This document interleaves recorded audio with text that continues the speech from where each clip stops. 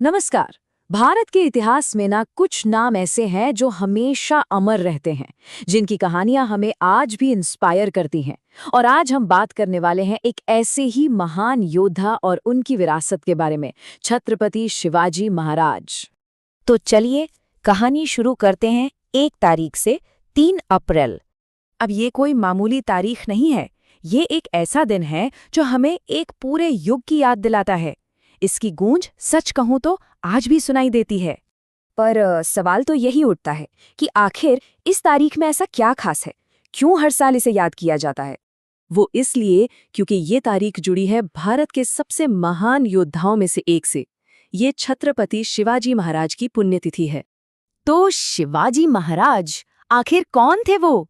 चलिए इस महान शख्सियत को थोड़ा और करीब से जानने की कोशिश करते हैं। अच्छा, तो कुछ बेसिक बातें जानते हैं। छत्रपति शिवाजी महाराज वो थे मराठा साम्राज्य के संस्थापक। उनका जन्म हुआ था 19 फरवरी 1630 को शिवनेरी किले में, और उनके माता पिता थे जीजाबाई और शाहजी भोसले। ठीक है, ये तो हुई उनके जीवन की बात। पर अब आते हैं उनकी उपलब्धियों पर। मतलब वो कौन से काम थे जिन्होंने एक इतने बड़े साम्राज्य की नींव रखी और उन्हें इतिहास में हमेशा के लिए अमर कर दिया। देखिए, उन्हें सिर्फ एक योद्धा समझना एक बहुत बड़ी भूल होगी। वो उससे कहीं ज्यादा थे। वो एक विजनरी थे, एक साम्राज्य निर्माता जिनकी सोच अपने समय से बहुत आगे की थी। तो उन्होंने ये सब किया कैसे? अगर हम देखें तो उनके साम्राज्य का रास्ता 3 मजबूत पिलर्स पर टिका था।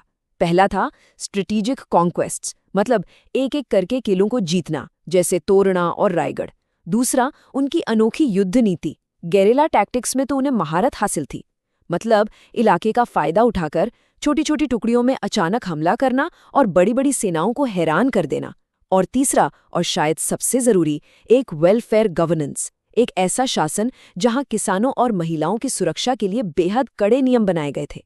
तो ये तो हुई इतिहास की बात, पर उनकी विरासत, उनकी लेगेसी आज के समय में कैसे जिंदा है?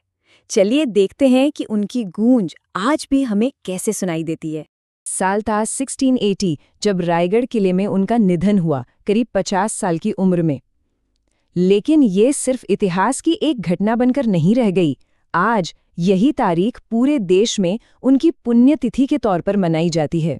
और उनकी विरासत वाकई में जिंदा है। पूरे महाराष्ट्र में श्रद्धांजलि कार्यक्रम होते हैं। लोग उन ऐतिहासिक किलों पर जाते हैं उन्हें याद करने। सोशल मीडिया और स्कूलों में उनकी कहानियां शेयर की जाती हैं।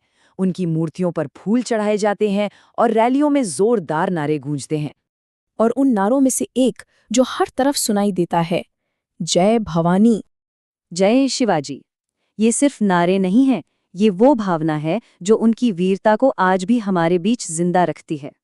तो आखिर में एक सवाल जरूर सोचना चाहिए। छत्रपति शिवाजी महाराज के जो सिद्धांत थे, चाहे वो उनकी स्ट्रेटेजिक वॉरफेयर हो या फिर उनका वेलफेयर गवर्नेंस, इनमें से आज की दुनिया के लिए सबसे ज्यादा रेलेवेंट क्या है? इस पर विचार जरूर कीजिएगा।